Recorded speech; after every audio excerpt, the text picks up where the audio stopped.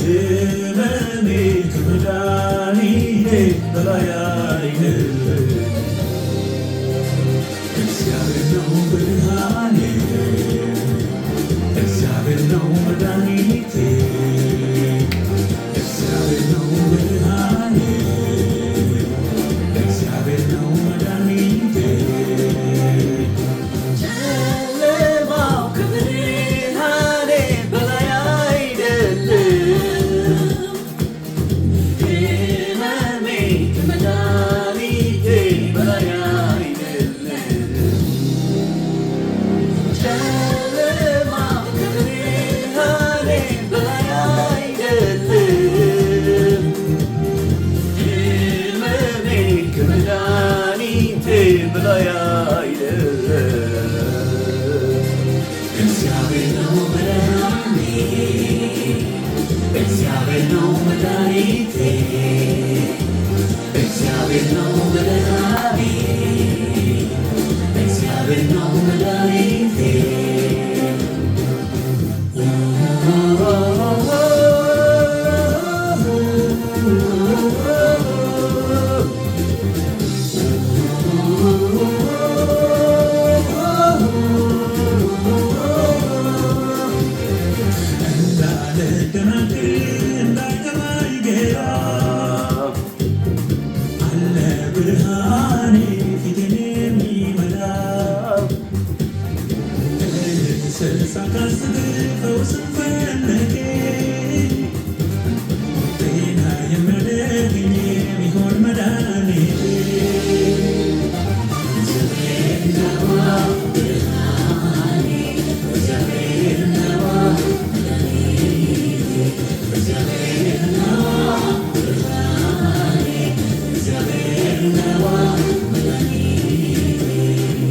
ጨለማው ከብርሃኔ በላይ አይደለም። ሕመሜ ከመድኃኒቴ በላይ አይደለም። ጨለማው ከብርሃኔ በላይ አይደለም። ሕመሜ ከመድኃኒቴ በላይ አይደለም። እግዚአብሔር ነው ብርሃኔ፣ እግዚአብሔር ነው መድኃኒቴ፣ እግዚአብሔር ነው ብርሃኔ፣ እግዚአብሔር ነው መድኃኒቴ።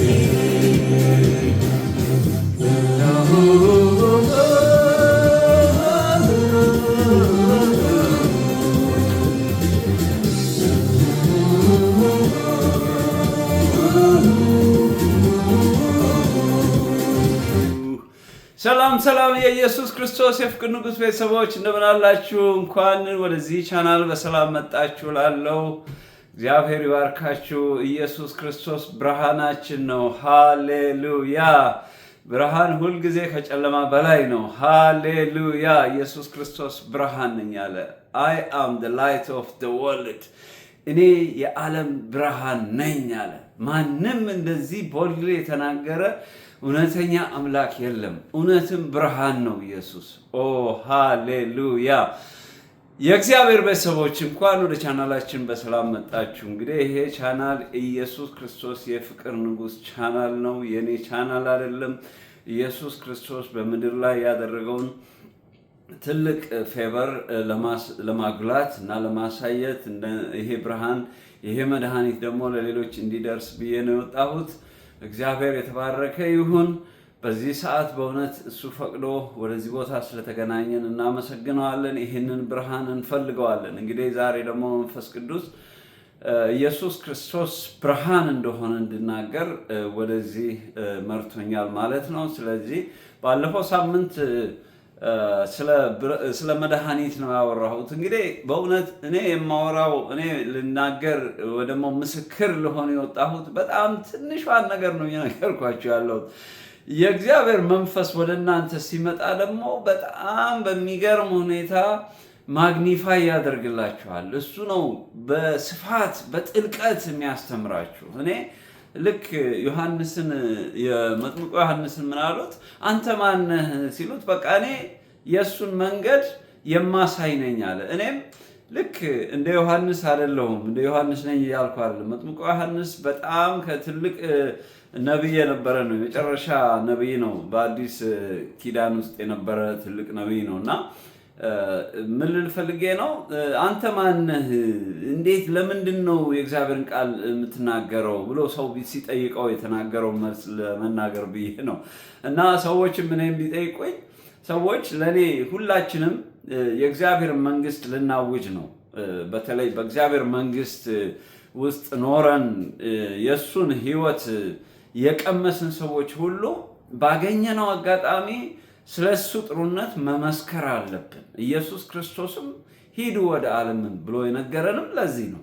ስለዚህ በስራ ቦታችን ሊሆን ይችላል፣ ዩቲዩብ ከፍተን ሊሆን ይችላል፣ በቲክቶክ ሊሆን ይችላል፣ በምናገኘው ማንኛውም አጋጣሚ እና እግዚአብሔርን ሊገልጥ ይችላል ብለን ባሰብንበት በየትኛውም መድረክ ላይ ስለ ኢየሱስ ክርስቶስ አዳኝነት ማውራት መቻል አለብን። ምክንያቱም ብዙ ወንድሞቻችን፣ እህቶቻችን፣ ቤተሰቦቻችን በጨለማ ውስጥ ነው ያሉት።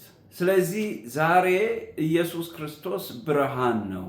ስለዚህ ይሄ ብርሃን ደግሞ ወደ ህይወታችሁ ይምጣ ለማለት ነው። አንዳንድ ጊዜ ከጨለማ ወደ ብርሃን ነው ኢየሱስ ክርስቶስ ያወጣን። ስለዚህ እኛም እናንተን ደግሞ ከጨለማ ወደ ብርሃን ነው ልናወጣቸው የፈለግነው ስንል ብዙ ሰዎች ኦፌንድድ ይሆናሉ። ግን ሰዎቹ አይደሉም ኦፌንድድ የሚሆኑት፣ ሰዎቹ አይደሉም ይሄ የስድብ አይነት ስሜት የሚሰማቸው። በሰዎች ውስጥ ያለው ብርሃንን የሚቃወመው የጨለማው መንፈስ ነው። ብዙ ጊዜ የመንፈሳዊ ህይወት እይታ የሌላቸው ሰዎች አንድ ነገር በምትወረውሩበት ጊዜ ያንን እንደ ስድብ ነው የሚያዩት። ያንን ቃል እንደ ስድብ ነው የሚያዩት። እነሱ አይደሉም። በእነሱ ውስጥ ያለው መንፈስ የእግዚአብሔር የሆነውን የሚቃወመው መንፈስ እነሱን ኮንትሮል ስላደረጋቸው በእነሱ ውስጥ የሆነና እነሱን ሪፕሬዘንት አድርጎ ነው የሚናገረው ሲናገር። ለዚህ ነው ለእኛ ሰዎች ብዙ ጊዜ በመስከር በጣም ከባድ የሚሆንብን። ሰዎች ኢየሱስ ክርስቶስን ታውቃለህ ወይ ደግሞ ታውቂያለሽ ወይ ብለው ሲጠይቃቸው ኢየሱስ ክርስቶስን በዚህ ዓለም ላይ የማያውቅ አለ እንዴ ብሎ የሚመልስላችሁ ብዙ ሰው አለ። ማወቅና በኢየሱስ ክርስቶስ መኖር የተለያዩ ናቸው። ሰይጣንም አውቀዋለሁ ነው የሚለው። በርቀት ማወቅና በቅርበት ማወቅ፣ በሱ ውስጥ መኖር የተለያዩ ነገሮች ናቸው። ለዚህ ነው ብዙ ሰዎች ኦፌንድድ ይሆናሉ። ወዲያው ስለ ክርስቶስ ኢየሱስ ክርስቶስን አዳኝ አድርገህ ተቀብለሃል ወይስ ተቀብለሻል ብላችሁ ሰዎችም ስጠይቋቸው ለነገሩ እኔም ራሴ እል ነበር። ምክንያቱም እነዚህ ሰዎች ጴንጤዎች ናቸው፣ እነዚህ ሰዎች እነዚህ ናቸው ብዬ ታይትል ነበር የምሰጣቸው። ዛሬ ላይ ግን እኔ ራሴ በክርስቶስ መኖር ሲጀምር ግን የነሱ ህመም ዛሬ ላይ እኔን ይሰማኛል። ምክንያቱም እኔም ትላንትና በእነሱ ሁኔታ ነበርኩኝ። ለዚህ ነው ጌታ ሆይ ትላንትና የሰራሁት ስህተት እነሱም ዛሬ የሚሰሩት ስህተት ስለሆነ ይሄ ነገር ማስረዳት ማስተማር አለብኝ። ምክንያቱም እኔም ትላንትና የነበርኩበት ስለነበረ ዛሬ ደግሞ ያለሁበት የተለየ ዓለም ስለሆነ የትላንትናውንም አውቀዋለሁ፣ የዛሬውንም አውቀዋለሁ። ስለዚህ እኔ ትላንትና በነበርኩበት ነገር ሰዎች ወደ አሁኑ ወዳለሁበት ቦታ እንዲመጡ ይሄን ነገር መመስከር ይችላለሁ። ምክንያቱም በሁለቱ ቦታ ላይ ስለነበርኩ ብዬ ነው። መንፈስ ቅዱስም ሂድ ተናገር ብሎ ሰፖርት ያደረገኝ ማለት ነው። ለዚህ ነው ብዙ ጊዜ ስናገር እኔ ብሪጅ ነኝ ነው የምለው። ብሪጅ ማለት ልክ ድልድይ ነው። ድልድይ ሁለት የተለያዩ ነገሮችን የሚያገናኝ ማለት ነው። ስለዚህ የድሮ ማንነት አለ፣ የአሁኑ ማንነት አለ። ስለዚህ ሰዎች እኔን የሚያውቁኝ በድሮ ማንነቴ ነው፣ ሌሎች ደግሞ በአሁኑ ማንነቴ የሚያውቁኛሉ። ስለዚህ ከድሮ ማንነቴ እንዴት ነው ወደ አዲሱ ማንነቴ የመጣሁት? ስለዚህ እነዚህም ሰዎች ከድሮ ማንነታቸው ወደ አዲሱ ማንነታቸው እንዴት ነው የሚመጡት? ምክንያቱም መጽሐፍ ቅዱስ ራሱ ብሉይ ኪዳን የሚል ነገር አለው። አለም እንዴ? ብሉይ ኪዳን አለው፣ አዲስ ኪዳን አለው። ሁለት ናቸው። ስለዚህ የድሮ አለ፣ የአዲሱ አለ። አዳም አለ፣ ኢየሱስ ክርስቶስ አለ። ስለዚህ አዲሱ ኪዳን ውስጥ ሰው መኖር አለበት። ምክንያቱም አሁን ክርስቶስ በምድር ላይ መጥቶ አሁን ኑሯችሁ በእንደዚህ ሁኔታ መሆን አለበት ብሎ ስለነገረን ነው እንግዲህ ስለ ኢየሱስ ክርስቶስ የምንሰብከው። ኢየሱስ ክርስቶስ ባይመጣ ኖሮ ባይነግረን ኖሮ ለእኛ ባይሞትልን ኖሮ ይሄንን እንደገና ኢየሱስ ክርስቶስ ብለን ላንሰብክ እንችል ነበረ። ግን እሱ ወደ ምድር መጣ። ምክንያቱም ያላችሁበት ዓለም ጨለማ ነው። ስለዚህ ይሄ ከጨለማ ወደ ብርሃን ላመጣችሁ ነው የመጣሁት፣ እኔ የዓለም ብርሃን ነኝ አለ። ስለዚህ የዛሬው አርእስት ኢየሱስ ክርስቶስ የዓለም ብርሃን ነኝ አለ። በቃ ስለዚህ በዛ ታይትል ያዙት ልላችሁ ነው። የእግዚአብሔር ቤተሰቦች በድጋሚ እንኳን ወደ ቻናላችን በሰላም መጣችሁ ላለው። ይህ ቻናል የኢየሱስ ክርስቶስ የፍቅር ንጉሥ ቻናል ይባላል። ኢየሱስ ክርስቶስ ፍቅር ነው። በዚህ ዓለም የሚያስፈልገን በጣም የጎደለን፣ በቤታችን የጎደለን ቢኖር ፍቅር ነው። በስራችን የጎደለን ቢኖር ፍቅር ነው። በህብረተሰባችን ውስጥ የጎደለው ነገር ምንድን ነው ያላችሁ እንደሆነ ፍቅር ነው። በሀገራችን የጎደለው ምንድን ነው ብትሉኝ ፍቅር ነው። በዓለማችን የጎደለን ምንድን ነው ብትሉ ፍቅር ነው። እግዚአብሔር ደግሞ ምንድን ነው ይላል? ፍቅር ነው ይላል። ስለዚህ እግዚአብሔር የሌለው ፍቅር ይጎለዋል። ስለዚህ ነው ዓለማችን ዛሬ ላይ የምታዩት ትርምስምስ፣ ዛሬ ላይ የምናየው ክፋት፣ ተንኮል፣ ስቃይ፣ መከራ፣ ለቅሶ ሁሉ ከእግዚአብሔር መጉደላችንን ያሳያል። ለዚህ ነው ሁላችንም ወደ እግዚአብሔር ፍቅር መመለስ አለብን። ፍቅር ማን ያላችሁኝ እንደሆነ እግዚአብሔር ነው። ስለዚህ ይሄን ፍቅር ደግሞ ከየት ነው የምናገኘው ያላችሁኝ እንደሆነ ከእግዚአብሔር ቃል ነው የምናገኘው። ያ ደግሞ የእግዚአብሔር ቅዱስ ቃል መጽሐፍ ቅዱስ ተብሎ የተሰጠን ማለት ነው። ስለዚህ እግዚአብሔርን በምኑ እናውቀዋለን? መጀመሪያ በቃሉ እናውቀዋለን። ስለዚህ ወደ እሱ መንግስት የምንገባው ቃሉን ስናጠና ነው፣ ቃሉን ስናውቅ ነው። ለዚህ ነው ኢየሱስ ክርስቶስ እግዚአብሔር ቃሉን የሰጠን። በመጀመሪያው ቃል ነበረ ይላል ዮሐንስ ላይ። ስለዚህ ቃል ማለት ደግሞ ማን ነው? ራሱ እግዚአብሔር ነው። ስለዚህ ቃሉን የምናጠና ከሆነ የእግዚአብሔር መንግስት እያጠናን ነው ማለት ነው።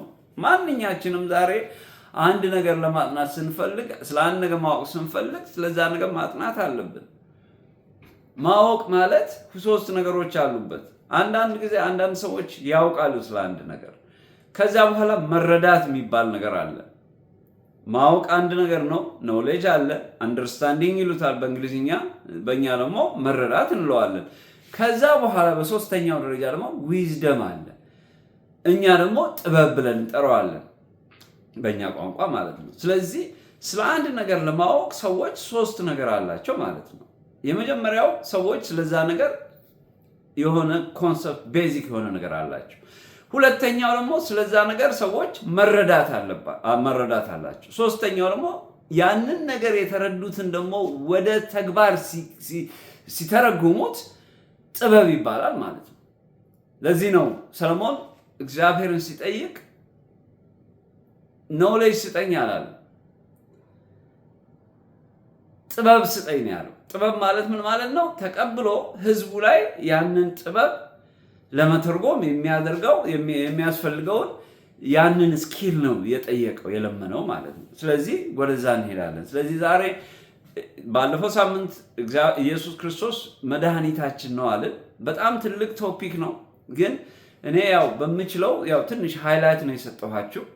ብዙ እናንተ ያው ከመንፈስ ቅዱስ እንደሚያስረዳችሁ በጣም በጥልቅና በስፋት ትማሩታላችሁ ብዬ አስባለሁ። ዛሬ ደግሞ ኢየሱስ ክርስቶስ ብርሃን ነኝ አለ። I am the light of the world። ስለዚህ ብርሃን ባለበት ቦታ ሁሉ ምን አይኖርም ማለት ነው? ጨለማ አይኖርም ማለት ነው። ስለዚህ ይሄ በጣም ትልቅ ሚስጥር ነው። የብርሃንና የጨለማ ሚስጥር እንግዲህ ዛሬ በምችለው ትንሽም ቢሆን ለማስረዳት ሞክራለሁ፣ ለማሳየት ምስክር ለመሆን ሞክራለሁ ማለት ነው። ስለዚህ ዛሬ ብርሃን የሚለውን ነው ለማስረዳት ሞክረው። እንግዲህ ሁለት አይነት መረዳት እንዲኖረን ነው። እኔ አሁን የማስበው ሁለት አይነት ኦዲየንሶች እንዳሉኝ ነው የማስበው። ታርጌት ኦዲየንሶቼ ሁለት አይነት ሰዎች ናቸው ብዬ ነው የማስበው። ምን ማለቴ ነው? በዓለም የሚኖሩ ዓለማውያን አሉ፣ በእግዚአብሔር መንፈስ የሚኖሩ ደግሞ መንፈሳውያን የእግዚአብሔር ልጆች አሉ ማለት ነው። ስለዚህ ዛሬ ላይ ስናገር እነዚህ ሁለቱን ለማገናኘት ነው፣ ከዓለም ወደ መንፈሳዊ ህይወት ለመሄድ ማለት ነው። ስለዚህ ብዙዎቻችን የምንኖረው በሚታየው ዓለም ላይ ነው። ይሄ የፊዚካል ወርልድ ነው፣ ሁላችን የምናውቀው ነው። ስለዚህ ብርሃንን ስናስብ ብዙዎቻችን የሚታየን ከጠዋት ጀምሮ የምትወጣው ፀሐይ ነች የምትታየን። ብርሃን በዛ ይጀምራል።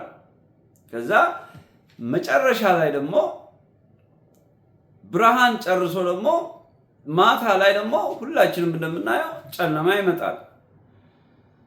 ብዙዎቻችን ስንንቀሳቀስ እንውላለን ቀን ላይ።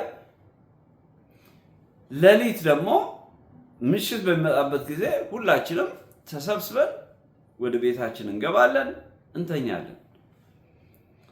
ይሄ የዓለም ህግ ነው፣ የተፈጥሮ ህግ ነው፣ በአይናችን የምናየው ህግ ነው። ይነጋል፣ ይመሻል፣ ይመሻል፣ ይጨልማል፣ እንደገና ብርሃን ይመጣል። ይሄ ግድ ነው። በቃ ይሄ የተፈጥሮ ህግ ነው። ይሄን የተፈጥሮ ህግ ታዲያ ማን ነው የሰራው ስንል እግዚአብሔር ነው የሰራው። ማንኛውም የተፈጥሮ ህግ። ለዚህ ነው ክርስቶስ ተፈጥሮ እንኳን አያስተምራችሁም እንዴ ይላል። ያ ማለት ምን ማለት ነው? እግዚአብሔርን ለማወቅ የመጀመሪያው ነገር ዝም ብሎ ተፈጥሮን ማየት ብቻ። በቃ ሰማይን ስትመለከቱ ዋው ይሄን ማን ነው የሰራው ትላላችሁ።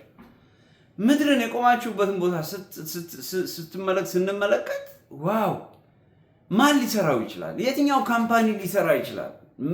የትኛው ሰው እንዴት ሊሰራ ይችላል? ምድርን ነው የምትሉት። ስለዚህ እግዚአብሔርን ለማወቅ ምድርና ሰማይን ብቻ ማየት ይቀላል። አለቀ። ከዛ በኋላ የምናየው ነገር ሁሉ እግዚአብሔር እንዳለ ያሳየናል። ስለዚህ ተፈጥሮ እንኳን አያስተምራችሁም ያለው ክርስቶስ፣ ተፈጥሮን ስናይ ወዴት ነው የምንሄደው ማለት ነው? ወደ ክርስቶስ ወደ እግዚአብሔር ነው የምንሄደው።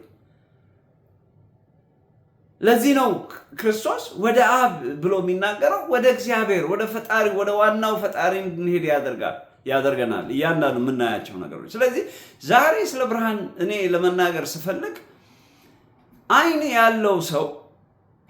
ያለው ሰው ብርሃንን ያያል።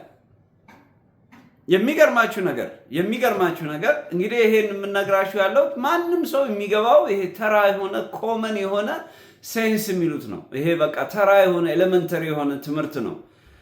ብርሃንና ጨለማ ማንኛውም ሰው በምድር ላይ ዛሬ የተወለደ ልጅ አፉን መክፈት ከቻለ this is light this is darkness የሚለው ማለት ነው። በቃ ይሄ ጨለማ ነው፣ ይሄ ብርሃን ነው ይላል። ከዛ በኋላ ኢቭን ህፃን ልጅ እንኳን በጨለማ ሲሄድና ጨለማ ላይ ስትተውትና ብርሃን ላይ ስትተውት ሪአክሽኑን ምንም መናገር ባይችል በጨለማና በብርሃን መካከል እንኳን ልዩነት ባይኖር እንኳን ህፃን ልጅን ስትለቁት ጨለማ ቦታ ላይ አይሮጥም፣ ይፈራል፣ ያያል፣ ይደነግጣል። እኛ ልጆች ሆነን ከአንዱ ክፍል ወደ አንዱ ክፍል እንኳን ለመሄድ በጣም ነበር የምንፈራው። የሆነ ጉዳይ ኖሮን ወይ ደግሞ ቴሌቪዥን ለምሳሌ ዕቃ ቤት ሆነን ኮሊደር አለ፣ ከዕቃ ቤት ወደ ሳሎን የምንሄድበት ኮሊደር አለ እና ቴሌቪዥን ማየት ስንፈልግ እንግዲህ ያን ጨለማ አለ ማለት ነው። ስለዚህ በጨለማው ገብተን ነው ጨለማው የምናበራው ሳሎን ማለት ነው ቴሌቪዥን ለማየት እና ብቻችንን መሄድ በጣም ስለሚያስፈራን ወንድሞቻችንን እንጠብቅና ቴሌቪዥን ታያለ እንሂድ እንባባላለን። ከዛ አንዱ ተንኮለኛ ከሆነ መሀል ላይ ወደ ኮሊደሩ እንግዲህ ልጆች ስለነበሩ ኮሊደሩ ለኛ ሁለት ክፍል አልፈን መሄድ አለብን። የኛ መኝታ ቤት አለ፣ ቤተሰቦች የአባትና እናት መኝታ ቤት አለ። ከዛ በኋላ ነው ሳሎን የምናገኘው ማለት ነው። ስለዚህ ልጆች ስለነበረን ያ ኮሊደር ለኛ በጣም ረጅም ታናል ነው የሚመስለን። ስለዚህ ልክ እዛ ላይ መሀል ላይ ሆነን ወይ ጅብ መጣብን ምናምን ከተባባለን አንደኛችን ተሯሩጠን ወደዚህኛው እንደገና ወደ ዕቃ ቤት እንመለስ ነበር። እሱን አልረሳውም ብዙ ጊዜ እና ይሄ ነገር ብዙ ቤት እንደሚኖር አውቃለሁ። ገብተን ለማብራት ምክንያቱም ማብራት ካላገኘን ፍርሃት አለ ማለት ነው። ስለዚህ ጨለማና ብርሃንን የምንለማመደው ገና ህፃናቶች ልጆች ሆነን ገና አባባ ማማ በምንልበት እድሜ ላይ እንኳን የጨለማና የብርሃንን ልዩነት የዛን ጊዜ ሴንስ የምናደርግበት ጊዜ ነው። አንደርስታንድ አናደርገውም፣ ግን ውስጣችን የሚመጣ ፊሊንግ አለ። ጨለማ በሚመጣበት ጊዜ ፍርሃት አለ። ከጨለማ ጋር የሚመጣ ነገር ፍርሃት አለ። ብርሃን ሲሆን ብርሃን ሲሆን መብራት ሲኖረን ግን ይቀለናል ሁሉ ነገር። ለዚህ ነው ቀኑ ብራይት ሲሆን ሰው ምን ብሎ ያስባል? ዋው ቱዴይ ኢዝ አ ቬሪ ቢዩቲፉል ዴይ ይላል ሰው። ዋው በዚህ ደስ በሚል ቀን ይላል። ጨለማ ሲሆን ወይ ዝናብ ሲሆን ወይ የሆነ በቃ ጭጋግ ምናምን ካለው ግን ያንን ቃል አይጠቀምም ብዙ ሰው። ያ ማለት በጣም ኃይለኛ ፓወር አለው ማለት ነው። እነዚህ ሁለቱ ነገሮች በህይወት ዘመናችን ላይ በጣም ኃይለኛ ፓወር አላቸው። ይሄ እንግዲህ እኔ ስለ ፊዚካል ወርልድ ነው እየነገርኳቸው ያለሁት። በሚታየው በሚዳሰሰው ማንም ሰው የመንፈሳዊ ስጦታ ችሎታ ሳይኖረው ሴንስ የሚያደርገውን ነገር ነው እየነገርኳቸው ያለሁት። ይሄ ሁላችንም የምናውቀው ነው። ለዚህ ደግሞ ምንም ምስክርነት አያስፈልገውም። ግን ከሚታየው ወደማይታየው ለወስዳችሁ ስለፈለኩ ነው ከዚህ መጀመር ጥሩ እንደሆነ ያሰብኩት። መንፈስ ቅዱስም የነገረኝ ያን ስለሆነ ነው። ስለዚህ ሰው ከሚታየው ወደማይታየው ስትወስዱት የሚታየውን በደንብ ዳይጀስት ካደረገ በኋላ የማይታየውን ወደ አእምሮ ይስለውና አእምሮ ውስጥ ያስቀምጠውና ከዛ በኋላ ኢማጂን ያደርገዋል፣ ይገምታል ማለት ነው። ለዚህ ነው የምታዩት ነገር ውስጣችሁ ከገባ በኋላ ያንን ነገር ወደማይታይ ነገር ለመቀየር ውስጣችሁ እዚህ ውስጥ ያለው አእምሮአችን ውስጥ ያለው ነገር ወደማይታየው ዓለም ውስጥ በምናባችን ይሄዳል ማለት ነው። አንዳንድ ነገር በአእምሮአችን እንደምንስለው ማለት ነው። ስለዚህ ብርሃንም ልክ በአእምሮአችን ውስጥ እንዳለ ነው።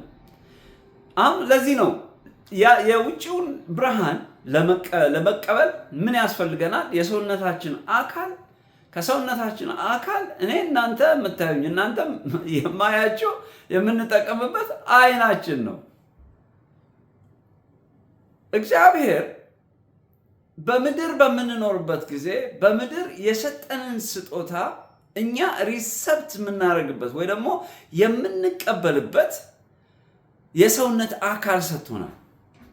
ሰውነታችን ከላይ ከፀጉራችን ጀምሮ እስከ እግራችን ጥፍር ድረስ እያንዳንዱ ኮምፖነንት ፐርፐዝ አለው፣ ለስራ ነው። ምክንያቱም ከተፈጥሮ ጋር ሪያክት እንዲያደርግ ተደርጎ ነው የተሰራው፣ ያለ ምክንያት አይደለም። ለዚህ ነው አንዳንድ ጊዜ ሰዎች ምክንያቱ ካልገባቸው ወይ እንትናቸውን ይጠመጥሙታል፣ ወይ ይሸፍኑታል፣ ወይ የሆነ ነገር ያደርጉታል። ያ ማለት እኮ እግዚአብሔር የሰጠንን ክቡሩን የሆነውን ሰውነታችንን ክቡር የሆነ ፐርፐዝ ያለውን ነገር አቢዩዝ ማድረግ ማለት ነው። አቢዩዝ ማድረግ ማለት መከልከል ማለት ነው። እግዚአብሔር ላልፈለገው ስራ ነው የምንጠቀምበት ማለት ነው። እኔ ፀጉር ተሰጥቶኝ እያለ ሁልጊዜ ፀጉሬን የምላጨው ከሆነ አሁን ያ ማለት ምን ማለት ነው? የፀጉሬ ላይ ያለውን ቆዳ ፕሮቴክት እንዲያደርግ እግዚአብሔር ይሄንን ፀጉር ሰጥቶኛል። ያ ምን እያደረኩት ነው ማለት ነው? እግዚአብሔር የሰጠኝን እግዚአብሔር ዲዛይን ያደረገውን ስራ እያበላሸሁበት ነው ማለት ነው። ፀጉር ከሌለኝ ጥሩ ነው ማድረግ አለብኝ። ፀጉር ግን እያለኝ ፀጉሬን ሆነ ብዬ የምላጨው ከሆነ ወይ ደግሞ የተሰጠኝን ነገር እኔ ወደምፈልገው እግዚአብሔር ወደፈለገው ነገር ሳይሆን እኔ ወደምፈልገው ነገር ካደረኩት ምን እያደረኩት? አቢዩዝ እያደረኩት ነው። ያ ማለት እግዚአብሔር አንተ ተሳስተሃል፣ እኔ ትክክል ነኝ፣ አንተ የምትፈልገው ሳይሆን እኔ የምፈልገው ነው እዚህ ላይ ማድረግ ያለብኝ እያልኩ ነው ማለት ነው አካላችንን። ስለዚህ አሁን ወዴት እመጣለሁ ማለት ወደ አይናችን እመጣለሁ። ስለዚህ አይናችን የተሰራው ይሄ በተፈጥሮ የሚሰጠንን ብርሃን የምናያቸውን ብርሃን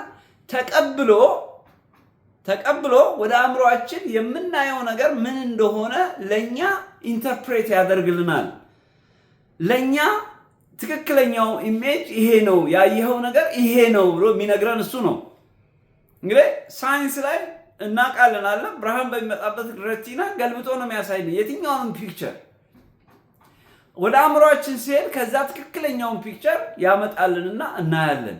ለዚህ ነው በሚያዩ ሰዎች አይነ ስውር በሆኑ ሰዎችና አይን ባላቸው ሰዎች ወይ ደግሞ የማየት ፓወር ባላቸው ሰዎች ያለው ልዩነት ይሄ ነው። ምክንያቱም አይናችንን ስንጨፍን የምናያቸው ምንም ነገር የለም፣ የምናየው ነገር የለም። አይናችንን ስናበራ ግን አጠገባችን ያሉትን ነገሮች ማየት እንጀምራለን።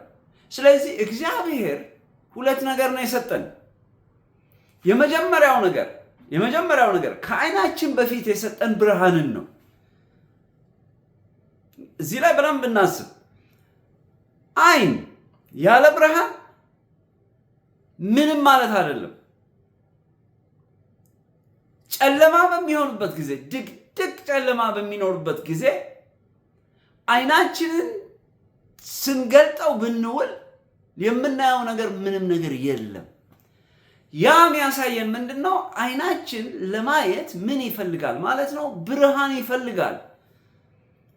ብርሃን ከሌለው አይናችን እንደሌላው እንደ ማንኛውም አካል በቃ ምንም ሪስፖንድ አያደርግም፣ ስራውን አልሰራም ማለት ነው። ስለዚህ ምን ይፈልጋል ማለት ነው? ብርሃን ይፈልጋል። አያችሁ፣ የብርሃን ፓወር አያችሁት? ብርሃን ምን ያህል ፓወር እንዳለው እዩት። ስለዚህ ሰው ያን ብርሃን በሚያገኝበት ጊዜ ሪላክስድ ሆኖ መሄድ ይችላል፣ መግባት ይችላል፣ መውጣት ይችላል። ቅድም የነገርኳችሁ ኢሉስትሬሽን ልጆች ሆነን ያየነው፣ ልጆች በምንሆንበት ጊዜ ብርሃን በሚኖርበት ጊዜ እንደፈለግን እየቦረቀን እየዘለልን እንጫወታለን፣ እናያለን። ምክንያቱም ያደናቀፈን ነገር የለም፣ ምንፈራው ነገር የለም። አያችሁ። ስለዚህ ብርሃን ይሄን ያህል ፓወር አለው ሰውን ሪላክስ የማድረግ ሰዎችን ልክ ብርሃን በሚመጣበት ጊዜና ሰው በጨለማ ሲሄድ ልክ ብርሃን ሲመጣ ደስ ይለዋል። ገና በራችንን ስንከፍት ወይ ወፎች ሲንጫጩ ምናምን በቃ ልክ የነጋ በሆኑና አእምሯችን ኦፕን መሆን ይጀምራል። ውስጣችን ኦፕን መሆን ይጀምራል። መምሸት ሲጀምር ደግሞ ሁሉ ነገሩ ምን እየሆነ ይመጣል ማለት ሁሉ ነገራችን ወደ ውስጥ እየገባ ይመጣል ማለት በቃ እየሰበሰብነው ወደ አንድ ቦታ ላይ ይገባል። ይሄ በመንፈሳችን ሴንስ የምናደርገው ነገር ነው። ስለዚህ ብርሃን በጣም ኃይለኛ ፓወር አለው። ይሄ እንግዲህ እየነገርኳችሁ ያለው በተፈጥሮ ነው፣ በሚታየው ዓለም ውስጥ ነው እየነገርኳችሁ ያለው። ሰው የሚኖረው ክርስቶስ እንድንኖር የፈለገው እግዚአብሔር እንድንኖር የፈለገው በሁለት ዓለም ውስጥ ነው። ለዚህ ነው መጽሐፍ ቅዱስ ሲናገር እግዚአብሔር በመጀመሪያ ሰማይንና ምድርን ፈጠረ አለ። ሰማይ ባያስፈልገን ኖሮ ሜንሽን ማድረግ አያስፈልገውም እግዚአብሔር። ያለ ምክንያት መጽሐፍ ቅዱስ ላይ የተጻፈው አንዷ ፊደል ያለ ምክንያት አልተጻፈችም። ይሄንን ነው አንደርስታንድ ማድረግ ያለብን። ለዚህ ነው this is the book of life፣ ይሄ የህይወት መጽሐፍ ነው።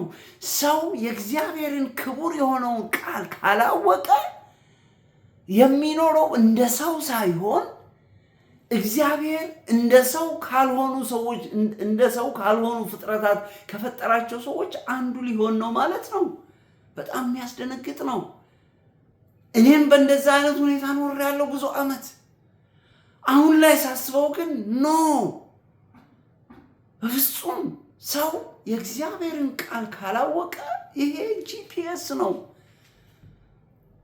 ዛሬ ላይ መኪናችንን አስነስተን አንድ ቦታ ትልቅ ሲቲ ውስጥ ትልቅ ቦታ ላይ ለመሄድ ብዙ መንገዶች አሉ። የምንሄድበት ቦታ ላይ ጂፒኤስ ካላገዘን ቀኑን ሙሉ እንጓዛለን፣ ነዳጃችንን እንጨርሳለን፣ ጊዜያችንን እንጨርሳለን። ብዙ ነገር ነው የምናበላሸው። ለዚህ ነው ሰው የእግዚአብሔር ቃል ከሌለው 100 ዓመት ቢሰጠው 100 ዓመቱ ከንቱ ነው ለዛ ሰው። ለዚህ ነው አንዳንዴ ቤተሰቦቼ ይሄ የምንኖርበት ጊዜ በጣም አጭር ነው፣ አባትና እናቴ በሕይወት አሉ፣ ይሄኛው አጭር ነው። ምክንያቱም እነሱ ረጅም ዓመት ስለኖሩ እግዚአብሔር ይባረክ፣ በረጅም ዓመትም ስላኖራቸው ስለምንኖርም ረጅም ዓመት ጥሩ ነው። ግን በእግዚአብሔር አይን ደግሞ እኛ ረዥም ብለን የምናስበው በጣም ኢምንት ነው፣ በጣም ትንሽ ነው። እግዚአብሔር ጊዜያዊ ነው የሚለው። ኢየሱስ ክርስቶስ እኮ 3 ዓመት ያህል ነው ኢየሱስ ክርስቶስ እኮ 30 ዓመት ተኩል ነው ምድር ላይ የቆየው። ምድር በጣም ጥሩ ቢሆን ኖሮ ልክ እንደነ አዳም ጊዜ 1000 ዓመት እንደነ ማቱሳላ ጊዜ 900 ምናምን ዓመት ቆይቶ አምላክ ነው። ኤክስቴንድ አድርጎ 1000 ዓመት 2000 3000 ሚሊዮን ዓመት መኖር ይችላል በምድር ላይ ማለት ነው። ኦፍ ኮርስ በሰማይ ላይ ለዘላለም ነው የሚኖረው። ስለዚህ አጭር ስለሆነ ይሄ አደገኛ ቦታ ስለሆነ ብዙ ሰዎች በስጋ የምንሰቃይበት ቦታ ስለሆነ የእግዚአብሔርም ቃል ስለሚል ነው በምድር ስትኖሩ በዓለም ሳላችሁ መከራ አለባችሁ ይላል።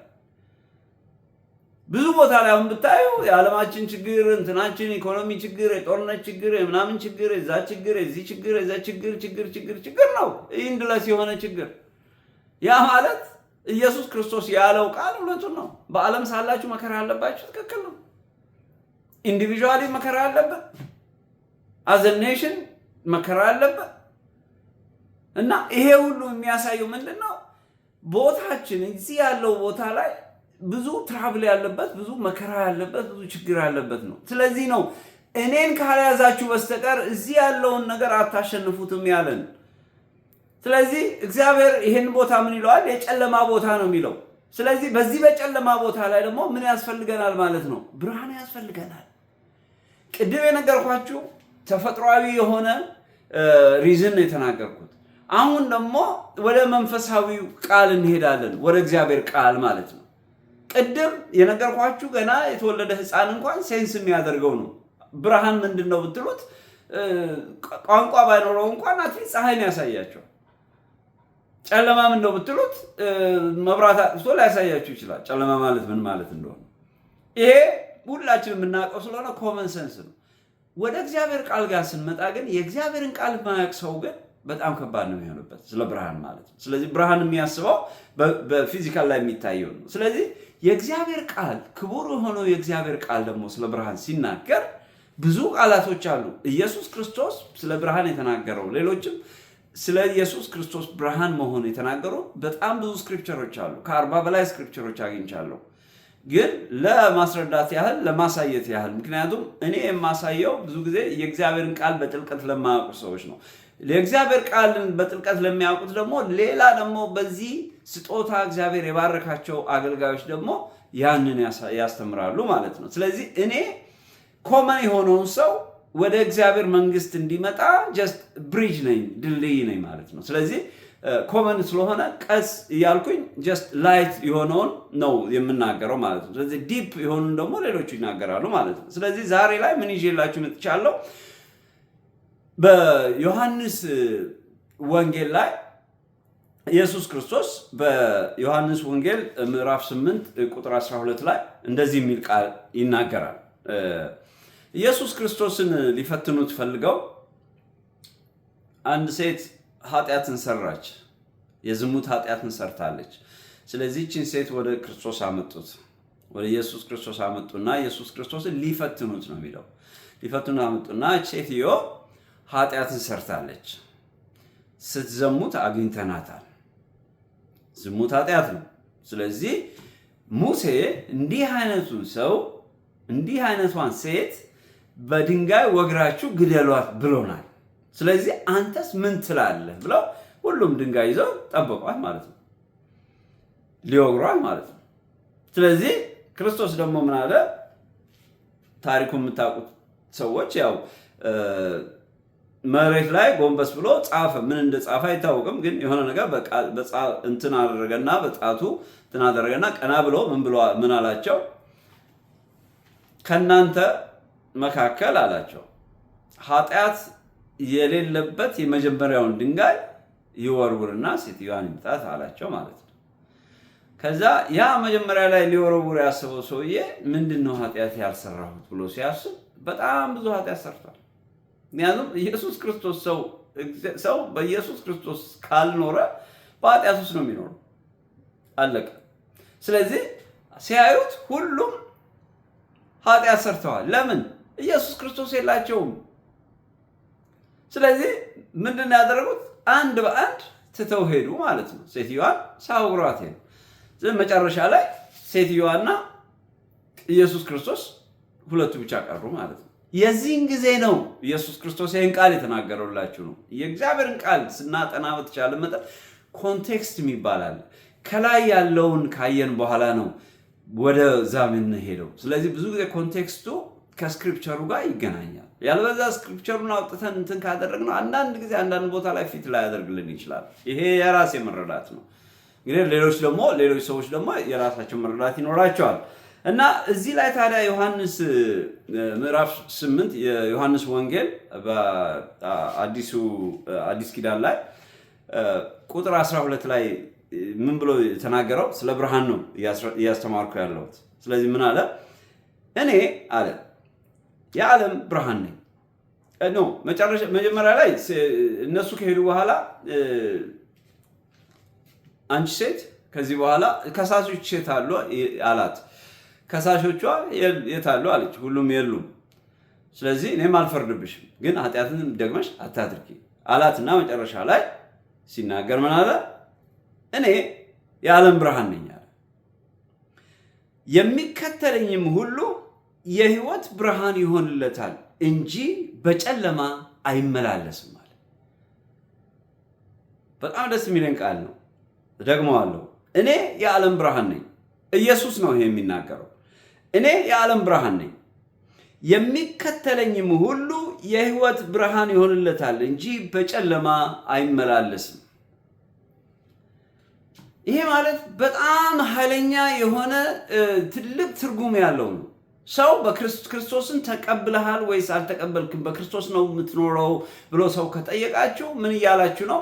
በብርሃን ነው የምትኖረው ወይንስ በጨለማ ነው እስካሁን የምትጓዘው እያለው ነው። ስለዚህ ሰው መንፈሳዊ የሆነውን ብርሃንና ጨለማ ካላወቀ ምን ማለት ነው? እንዴት? ይሄ ስድብ ነው። ዲዩ ቲንክ እኔ አይነ ስውር ነኝ እንዴ? ዲዩ ቲንክ እኔ ጨለማ ማለት ምን? ይሄ ብርሃን አይታይም አንተ አይነ ስውር ነህ ሊላችሁ ይችላል።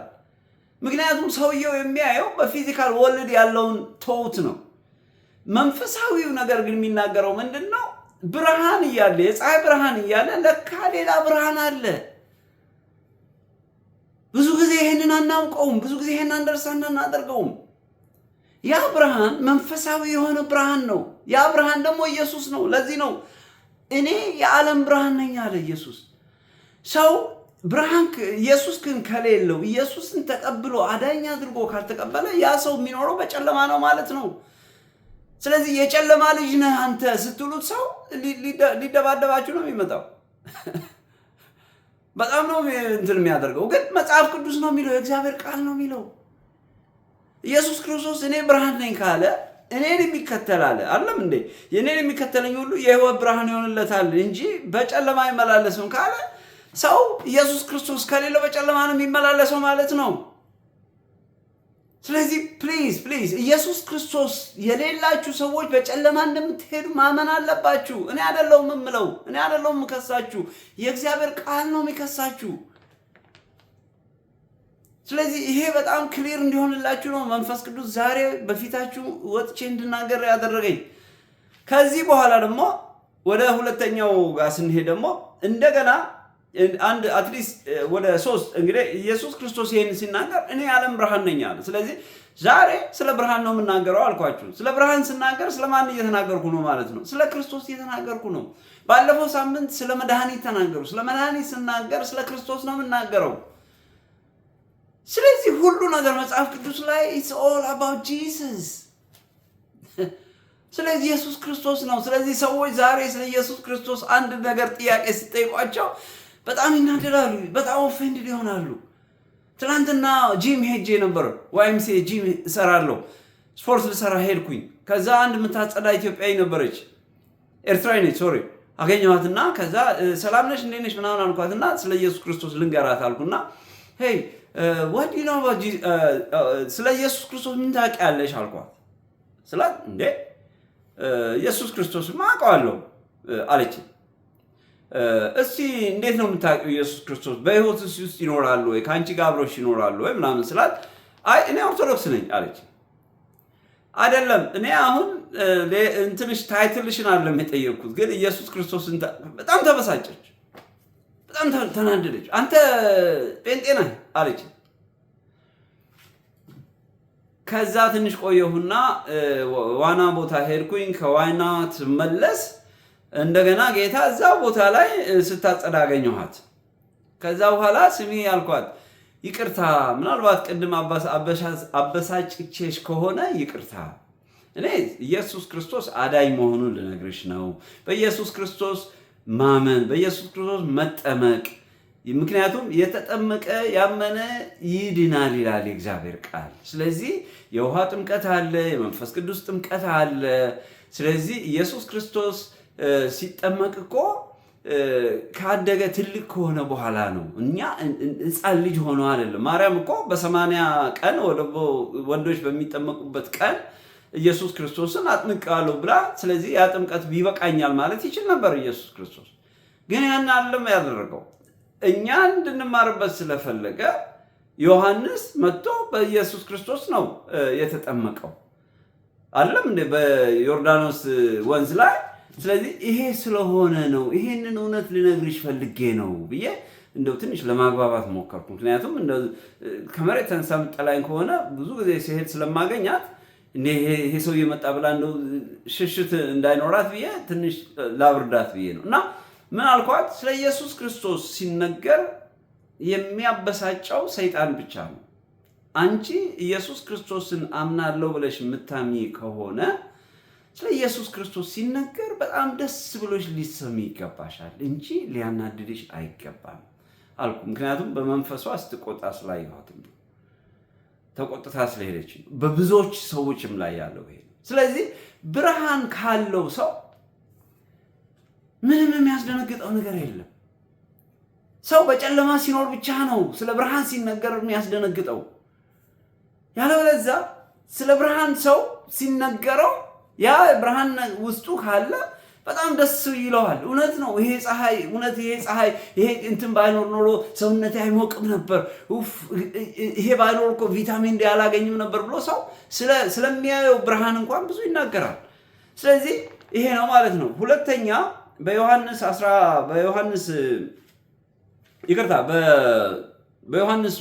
በአንደኛው ዮሐንስ ወንጌል ከ5 እስከ 7 ላይ እንደገና ደግሞ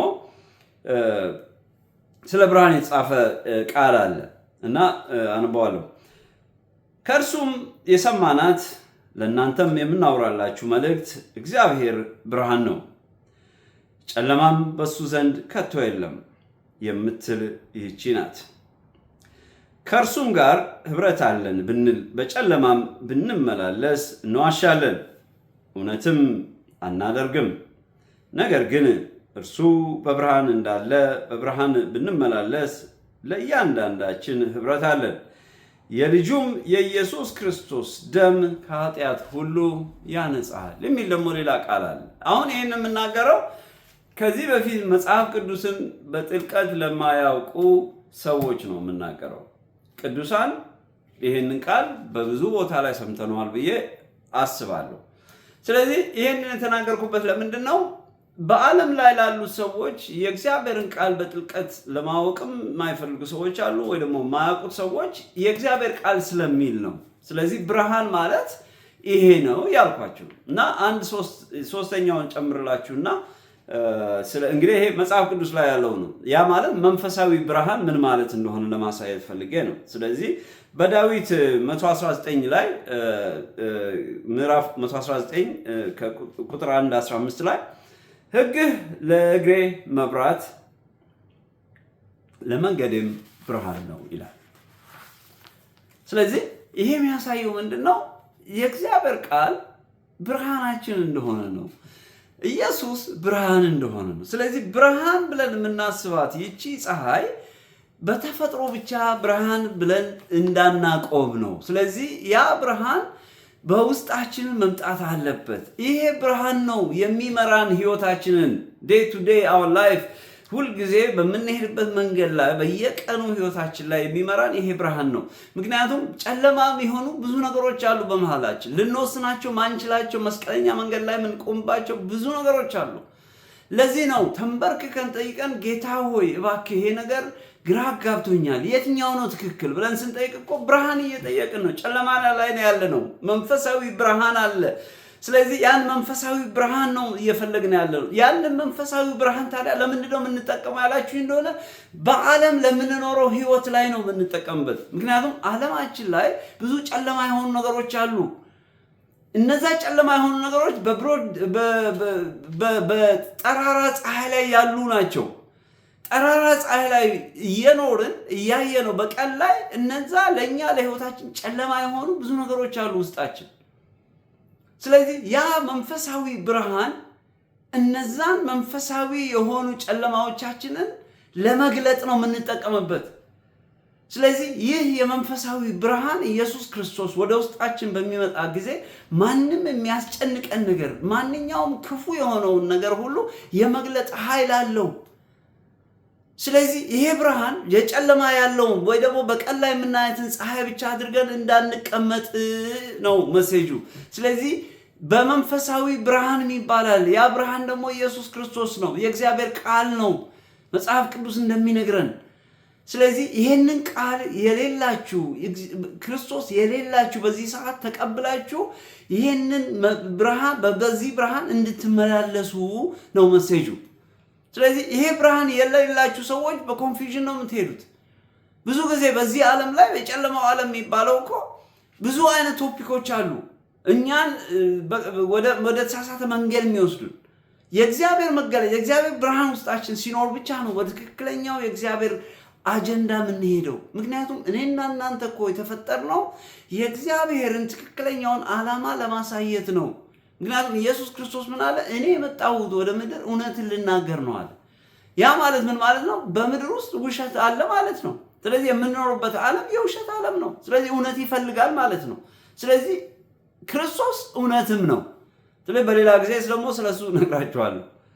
ምክንያቱም ጲላጦስ ራሱ እውነት ምንድን ነው ብሎ የጠየቀው ማለት ነው። ስለዚህ ስለዛ እናገራለን። ዛሬ ያው ስለ ብርሃን ስለሆነ ይሄ ብርሃን ልባችሁ ውስጥ ካልበራ ማየት አትችሉም። ምክንያቱም ይሄ አይናችን ማየት የሚችለው የተፈጥሮን ብርሃን ብቻ ነው። ስለዚህ ሌላ መንፈሳዊ አይን ከሌለም በስተቀር የመንፈሳዊውን ጨለማ መግለጥ አንችልም። ስለዚህ መንፈሳዊ የሆነ ብርሃን ያስፈልገናል። ያን መንፈሳዊ ብርሃን ደግሞ የምናገኘው ከኢየሱስ ክርስቶስ ነው እያልኳችሁ ነው። ስለዚህ ኢየሱስ ክርስቶስ ወደ ህይወታችሁ ሲመጣ ያ ብርሃን ውስጣችሁ ይበራል። ስለዚህ አይናችሁን ጨፈናችሁም አይናችሁን ገለጣችሁም ኢየሱስ ክርስቶስ ከእናንተ ጋር ካለ ያ ብርሃን ከእናንተ ጋር ይኖራል። ስለዚህ ይሄ ብርሃን የሌላችሁ ሰዎች በጨለማ ነው የምትመላለሱት ነው የሚለው። ስለዚህ የጨለማ ልጆች ናችሁ ነው የሚለው ኢየሱስ። ስለዚህ ዛሬ ይሄ ሚስጥር ከገባችሁ፣ ይሄ ነገር ከገባችሁ ዛሬ በህይወታችሁ ጊዜ ሰከንድ እንዳታሳልፉ። ዛሬውኑ ጌታ ሆይ እስከ ዛሬ ድረስ ለካ በጨለማ ነው የምመላለሰው፣ ጌታ ሆይ ይሄ ብርሃንን ስጠኝ። ይሄ መጽሐፍ ቅዱስ ላይ የተጻፈው ቅዱሱ ቃል ላይ የተጻፈውን ቃልህን ብርሃንህን ስጠኝ፣ ከዚህ በኋላ በጨለማ አልመላለስም ብላችሁ መቁረጥ አለባችሁ እንጂ ሰው ስለ ብርሃን ሰው ስለ ክርስቶስ ሲናገር በመናደድ የምታመጡት ምንም ነገር የለም። ብዙ ሰው ይቆጣል፣ ብዙ ሰው ይናደዳል። እኔ የራሴ ቤተሰቦች የራሴ አባት ቤተሰቦች ሁሉ ይበሳጫሉ። ሰው ስለ እግዚአብሔር ሲነገር የሚያበሳጨው ሰይጣን ብቻ ነው። ሰው ስለ ብርሃን ሲነገር የሚያበሳጨው በጨለማ የሚኖር ሰው ብቻ ነው። ምክንያቱም ያ በጨለማ ሲሰራ የነበረው ነገር እንዳይገለጥበት ስለሚፈልግ ነው። ብዙ ነገር በጨለማ ነው የሚደረገው። ሌባ የሚሰርቀው በጨለማ ነው። ሰው ኃጢአትን የሚሰራው በጨለማ ነው። ሰው የሚጠጣው በጨለማ ነው። ሰው ከሴት ጋር የሚተኛው በጨለማ ነው። ሰው ማንኛውም ነገር የሚያደርገው በጨለማ ነው። ለምን? ቀን ላይ ይገለጣል፣ ብዙ ሰው ያየዋል። ስለዚህ መደበቅ ይፈልጋል። ግን በጣም ሰው የሚታለለበትና የማይገባው ነገር እግዚአብሔር በጨለማ እንኳን ሰው ጨለማ ብሎ ባሰበው ነገር ላይ ግን እግዚአብሔር ያያል። ለዚህ ነው ከጨለማ ውጡ ብሎ እግዚአብሔር የሚናገረው። ስለዚህ ይሄ እግዚአብሔር ቃል ነው፣ የኔ ቃል አይደለም። እኔ በድፍረት የምናገረው አይደለም። ብዙ ቤተሰቦቼ ብዙ ስለ እግዚአብሔር ስናገር ወይ ስለ ኃጢአት ወይ ደግሞ ይሄ ስለ ድግምት ስለምናምን ለምን ይላል ብዙ ሰው። ያ ሚንጫጫው ውስጥ ያለው አጋንንት ካልሆነ በስተቀር ሰው የእግዚአብሔር ሰው ከሆነና እግዚአብሔርን የሚወድ ሰው ስለ እግዚአብሔር ሲናገር ደስ ሊለው ይገባል። መንፈሳችሁ የእግዚአብሔር ቃል ሲናገር የሚቆጣ ከሆነ እኔን ተውኝ፣ እኔን እርሱኝ፣ እኔን አትውደዱኝ፣ ተውኝ፣ እኔን ግን ክቡር የሆነውን የእግዚአብሔርን ቃል እንወቀው ነው። በቃ አለቀ። ስለዚህ ፎከስ ማድረግ ያለባችሁ እኔ በምናገረው ውስጥ ያለውን መንፈስ ይዩት እንጂ እኔን አትዩት። እኔ ደካማ ነኝ። እኔ ውስጥ ምንም የረባ ነገር የለም። እኔ ግን የምተማመነው ምንድነው? ይሄንን ነው፣ የእግዚአብሔርን ቃል ነው። ስለዚህ መጽሐፍ ቅዱስ ሲናገር የሚመካ ካለ በእግዚአብሔር ይመካ ነው የሚለው። ስለዚህ በእግዚአብሔር ቃል ተመክቼ ነው የወጣሁት እንጂ ዩኒቨርሲቲ ዲግሪዬን ተመክቼ አይደለም የመጣሁት፣ ወይ የውጭ ሀገር ኤክስፒሪየንስን ተመክቼ አይደለም ወደ እናንተ የመጣሁት። ክቡር የሆነውን የእግዚአብሔርን ቃል ይዤ ነው የመጣሁት። ስለዚህ እባካችሁ ስሙኝ። በዚህ ሰዓት በጨለማ የምትመላለሱ ወንድሞቼ፣ እህቶቼ፣ ቤተሰቦቼ፣ ዘመዶቼ ይህ ቃል የእግዚአብሔር ቃል ነው። የኔ ቃል አይደለም። የጌትነት ትላንትና የምታውቁት 56 ቀበሌ የተወለደው የጌትነት ቃል አይደለም። ይሄ የክቡር የሆነው የእግዚአብሔር ቃል ነው። ስለዚህ ይህን ቃል ስሙት። ስለዚህ በሃይማኖት አያድንም። የሚያድነው ኢየሱስ ክርስቶስ ነው። የሚያድናችሁ ይሄ ብርሃን ነው። ስለዚህ ኢየሱስ ክርስቶስን አዳኝ አድርጉና ተቀበሉ ነው በቃ መሴጁ። ስለዚህ ስለ ብርሃን እናውራ ቢባል እንጃ እንግዲህ እኔ ስለ እግዚአብሔር ስናገር በጣም አንዳንድ ጊዜ የእግዚአብሔር ቃል ወደ የእግዚአብሔር መንፈስ ወደ ህይወታችሁ ሲመጣ በጣም በቃ ተናጋሪ ነው የሚያደርጋችሁ። እኔ አንዳንዴ ራሴን እስክታዘበው ድረስ ነው የምናገረው። እድል አልሰጥም ለሌሎች ሰዎች ስናገር ራሱ እባክህ እስኪ አዳምጥ እስኪሉኝ ድረስ። ለምን አንዴ መንፈሱ ፍሎ ማድረግ ሲጀምር በቃ መግታት አትችሉም። በቃ ገፍትሯችሁ ነው የሚወጣው። በጣም ፓወርፉል ነው። ኢሞሽናል ያደርጋችኋል አንዳንዴ። ግን ያንን መቆጣጠር ደግሞ ጥበብ ያስፈልጋል ኦፍ ኮርስ። እና እየታገላችሁ ነው። በቃ ልውጣ ይላል ነው እንደለህም እስቲ ቆይ ልስማው ከሌል ምናምን ትላላችሁ። አንዳንድ ጊዜ ሰው ስለመጥፎ ነገር ሲናገር ቆይ እስቲ እኔ አዳምጠኝ ሲላችሁ ራሱ ትዕግስት አይኖራችሁ። ምክንያቱም የሚያወራው ከእግዚአብሔር ውጭ የሆነ ስለ ኃጢአት ስለ ጨለማ ነገር ስለሚያወራባችሁ በቃ ውስጣችሁ አይታገስም። ግን አንተ ለምን አታገስም? እግዚአብሔር ሰው ከሆንክ ለምን አታገስም ይላችኋል አንድ ሰው። አዎ ማይታገሰው ውስጣችን ያለው መንፈስ ነው፣ ስለሚቆጣ ነው እንጂ ሰዎችን ጠልተን አይደለም። ምክንያቱም ውስጥ ያለው ነገር መጥፎ ነገር እንደዛ ሲጀምር ነው ብዙ don't go too much far። በቃ አትሂድ፣ ብዙ አትሂድ። በቃ ልመልስ ወደ እግዚአብሔር ቃል ስትሄድ። ስለዚህ እግዚአብሔርን ቃል ስናወራ ሌሊት ቀን ብናወራ ሁሉ አያልቅም። ስለዚህ ስላዳመጣችሁ እግዚአብሔር ይባርካችሁ። እንግዲህ እንጸልይና ለዛሬ እንግዲህ በትንሹም ቢሆን ስለ ብርሃን ለመናገር ሞክሬያለሁ። እግዚአብሔር ብርሃን ነው የሚል ነው አርስቱ። ስለዚህ መዝሙሩም እንደሰማችሁት እንግዲህ እግዚአብሔር ብርሃኔ ነው የሚለው። እግዚአብሔር ይባርክ ፓስተር እንዳለ፣ ሌሎቻችሁም እግዚአብሔር ይባርካችሁ። በዚህ አጋጣሚ በእውነት እግዚአብሔር እንዲባርካችሁ ጸልያለሁ። እኔ ሁልጊዜ ፕሮግራሜን እንትን ከማድረግ በፊት መዝሙር ሰማለሁ። ምክንያቱም መዝሙር ራሱ እግዚአብሔርን ፕሬዝ ማድረግ ነው እና ዳዊት እንግዲህ 150 ቻፕተር ሲሰጠን መዝሙር ነው የሰጠን። ስለዚህ ያ ማለት መዝሙር ማለት ሁላችንም የምናልፍበት ነው። የኔ መዝሙር የከሌ መዝሙር አይደለም። በቃ ሁላችንም የምናልፍበት ነገር አንድ ነው። ስለዚህ ተመሳሳይ ነው። ስለዚህ ዘማሪዎች እግዚአብሔር ይባርካችሁ፣ ቃላችሁን ያካፈላችሁንም እግዚአብሔር ይባርካችሁ እና የእግዚአብሔርን በረከት ሁሉ ያፈሰሳችሁ ሁሉ የእግዚአብሔር ቤተሰቦች እግዚአብሔር ይባርካችሁ። እንግዲህ ከዚህ በፊት ተናግሬ ካላወኩ ብዬ ነው እና ብዙ ጊዜ መዝሙሮች ይጠቀማሉ የተለያዩ ሰዎች የሚጠቀሙት። ያ መዝሙር ግን እነሱም ከሌላ ሰው ወስደው ሊሆን ይችላል፣ እግዚአብሔርም ሰጥቷቸው ሊሆን ይችላል። ግን ሁላችንም ለእግዚአብሔር ለበረከቱ ነው። ሁላችንም የሰጠ ለኪንግደም ነው። ምክንያቱም እኛ ጋር ስንኖር ሁልጊዜ በኮመን ወርልድ ላይ ነው የምንኖረው። የኔ የሚባል ነገር የለም፣ የእሱ ነው ሁሉም። ስለዚህ ከሱ ነው የመጣው። ስለዚህ የሱ እንጠቀምበታለን፣ ሌሎች እንሰጣለን፣ እንቀበላለን፣ ሌሎች እንሰጣለን። ዲስ ሃውስ እንደዚህ ነው የሚሆነው እንጂ ዓለም ነው የኔ ነው ብሎ ታይትል ሰጥቶ ለራሱ የሚያከማቸው። እኛ ቤት ግን እንደዛ አይደለም።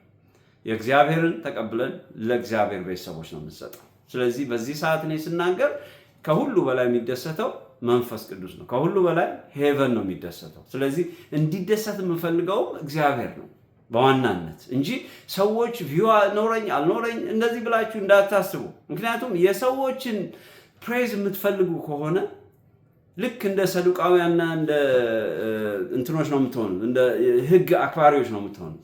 እግዚአብሔር ያን አልፈልገውም። ኢየሱስ ክርስቶስ እኮ ብዙ ሰዎች ሲከተሉት ለምን ስለበላችሁ ነው የተከተላችሁ ነው እንጂ ብዙ ሰው ተከተለኝ ሃሌሉያ አላለም። ስለዚህ የፈለገው እነዚህ 12 ሰዎች ነው። ያውም አንዱ ጠፋ፣ 11 ሰዎች ናቸው ዛሬ ይህንን ክቡር የሆነውን እግዚአብሔር ቃል በምድር ያደረሱልን። ስለዚህ ከቪወር ጋር አውጡ። ያ የዓለም ቶት ነው።